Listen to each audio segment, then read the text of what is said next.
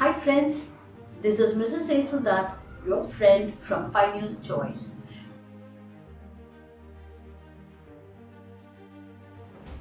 How to make use of do, does and did. Now, we use do, does, did to ask questions. And second thing, to say negative answers. And the third one, stress the point. Now I am going once again back to do and does, and we are going to see how we are using it to form negative sentences. For example, I don't like non-veg, and the second one is we. Now, we don't like to attend that function. Third, you don't want to visit me. And the fourth one is they don't have to work so hard. Got it? Now we go for does. And now we are using do and does only in the present tense. Once a small reminder. Okay. She doesn't come to my house at all. He doesn't go for gym regularly. And it does not bark at all. Then what for a dog?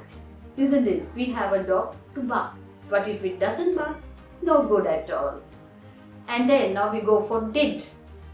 To say negative sentences in the past tense. Now, I did not like that movie. We did not eat the sweet. You did not come to my house. And they did not go for the movie. Okay? Now, he did not write his homework. She did not cook well. The dog did not guard the house. So, we have seen the negative sentences too. With do, does. We used here don't and doesn't to say negative answers. Okay. And we go for the last one. To stress a point, we use do, does and did. I'm going to speak to you about how to stress a point. We do help others. You do love music. They do work very hard. See, I'm stressing do. That means they compulsorily do something. It is positive, stressing the word do. And now when coming to does, he does speak very well.